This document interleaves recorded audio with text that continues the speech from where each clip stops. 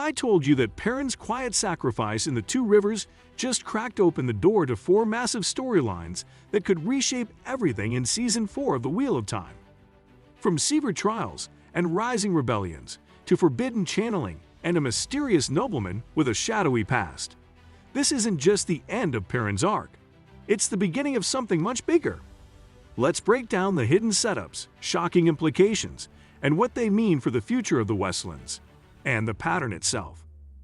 Let's explore each of these setup storylines in depth. Whitecloak trial of Perrin Aybara. One of the most immediate consequences of Perrin's surrender is the promise of a trial at the hands of the Whitecloaks, specifically Dane Bornhold, son of the Whitecloak officer Perrin killed in Season 1.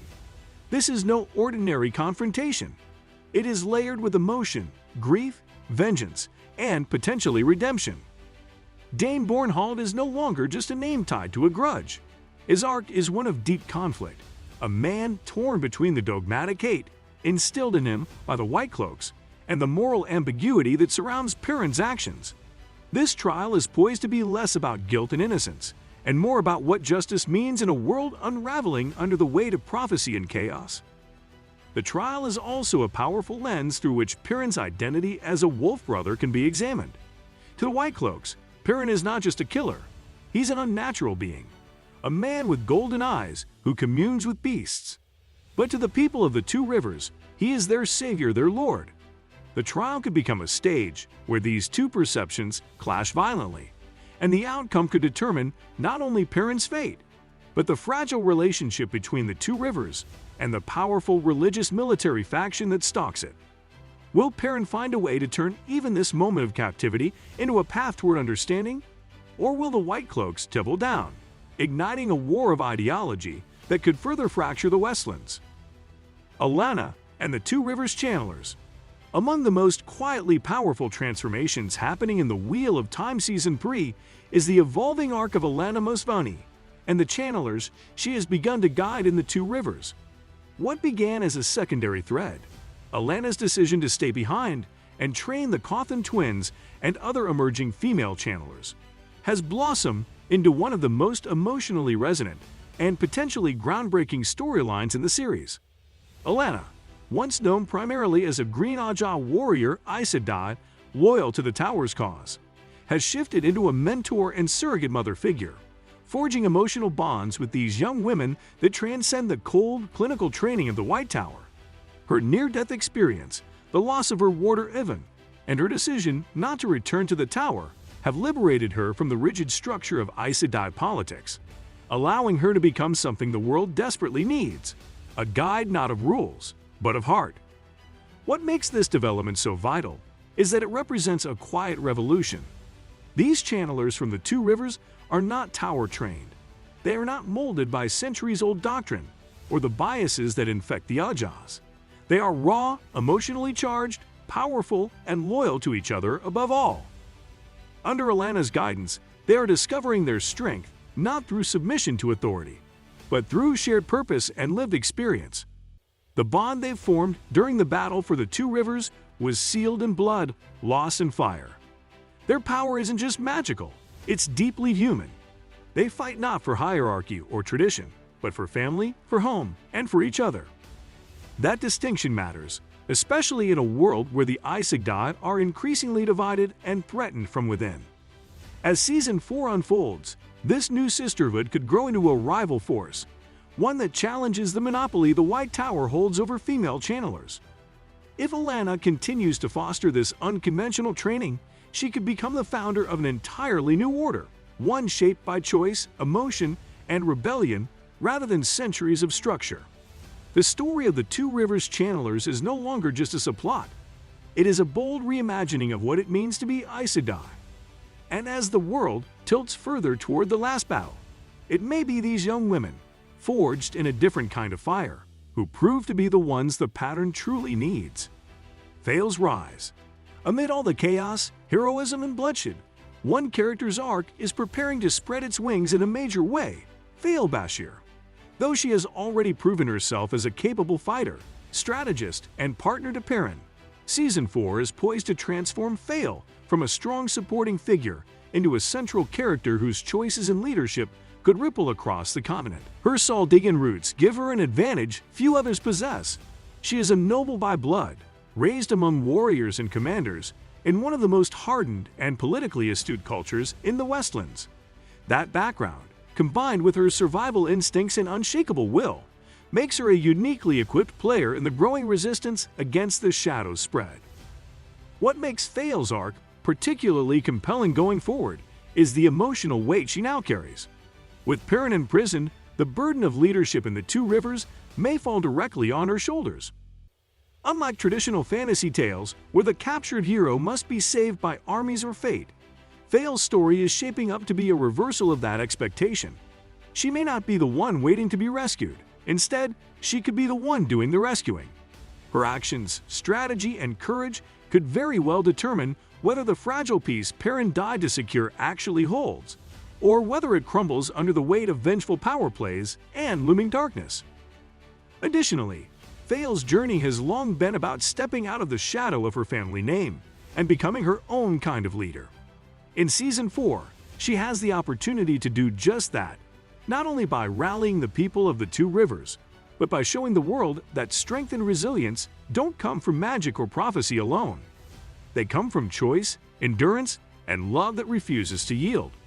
In her, we may see the emergence of a new kind of queen, not one born to a throne, but one who earns her place through fire, fury, and loyalty. Her rise will likely echo throughout the Westlands as the pattern tightens, and her story will offer a compelling counterpoint to the likes of Egwene, Nynaeve, and Elaine, a different kind of power, no less fierce. Lord Luc and the growing shadow within the Two Rivers. Among the most intriguing yet quietly unsettling developments introduced in Perrin's Two Rivers arc is the character of Lord Luc, a man whose presence promises to stir up far more than whispers of noble bloodlines or political meddling. In the lore of the Wheel of Time, Lord Luc is no ordinary traveler. While the show has only begun to hint at his importance, his sudden arrival and mysterious behavior have already created ripples among the villagers. What sets Lord Luc apart is not only the shadow that trails him, but the way he operates, covertly influencing events, manipulating power structures, and leaving behind more questions than answers. His interactions with the Whitecloaks and the villagers are tinged with quiet control and masked intentions, creating the sense that a larger game is unfolding just beneath the surface. Season 4 is likely to peel back these layers and explore Lord Luc's true nature and purpose, and it's here that his arc could intersect directly with the Whitecloaks, the Aiel, and even the Shadow. While book readers know that Lord Luc's identity holds a devastating truth, the show is carefully crafting his presence with an air of suspense that will make his eventual reveal all the more impactful. If he continues to play both sides, pretending to assist the Two Rivers while aiding or manipulating the Shadow, his story will add moral complexity to the already fragile alliances that Perrin and others are trying to build. The question remains, is Lord Luc a necessary evil, a spy, or something far worse, already threading his influence into the very soul of the region? This growing tension surrounding Luc transforms the Two Rivers from a quiet homeland into a bubbling cauldron of political and mystical uncertainty. His role won't just affect Perrin's future. It could shift the entire balance of the story's moral compass. As Season 4 unfolds, expect the Two Rivers to move from rural resistance into something much deeper. A contested battlefield of ideals, family, prophecy, and the war between light and shadow. The rise of independent channelers. In the wake of Alanna's near-death and the spontaneous emergence of channelers in the Two Rivers, particularly the Cawthon sisters, the series is now prone to dive into one of the most significant ideological shifts in the Wheel of Time: the decentralization of channeling authority. For centuries, the White Tower has positioned itself as the singular authority on who may channel, how they should be trained, and what codes of conduct they must follow. But Season 3 has shattered that illusion. When faced with death and darkness, young women who barely understood the One Power were forced to act, and they did. They burned, defended, and survived, without tower guidance, without Ojaz, and without ceremony. This moment marks the beginning of a new era, one where channeling becomes not just a legacy of Aes Sedai, but a skill reclaimed by the people. Season 4 could delve into what this means for the Tower, especially under the looming influence of Alanna, the Black Aja, and civil unrest among the sitters. As more women discover they can wield the power, and with trusted figures like Alanna's stepping away from Tower orthodoxy to mentor them independently, the seeds are sown for a movement that may challenge White Tower doctrine at its core. It also sets up a dangerous path. What happens when raw talent is not tempered by structure, but fueled by emotion, grief, or revenge? The Cawthon twins burning Valdal alive was both cathartic and terrifying, a moment of justice that also revealed the volatile nature of unchecked power. These girls, and others like them, may become either the saviors of their villages or new weapons of chaos, depending on who guides them next. Will they follow Alanna, or be tempted by darker teachers who promise freedom without consequence? The fracturing White Tower and the seeds of civil war. While the events in the Two Rivers dominate the surface of Perrin's storyline, they also echo across the halls of the White Tower, where a storm has been quietly building, soon to erupt. Season 3 has already begun to hint at deep divisions within the Aes Sedai, particularly between Siuan Sanction and Alanna, whose differing views on Rand al'Thor and Tower politics mirror a much larger schism. As Perrin's tale unfolds in Season 4, so too might the political aftershocks that affect the Tower's stance on the Dragon Reborn and the growing Channeler independence movement.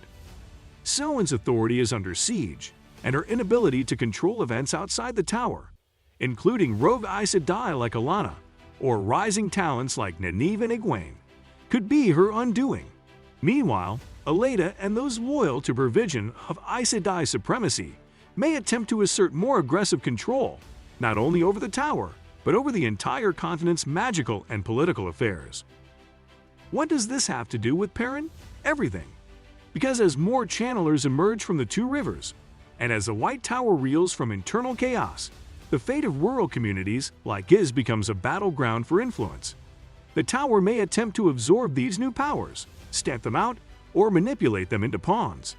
Perrin's defense of his home has already made the Two Rivers a symbol of resistance and awakening.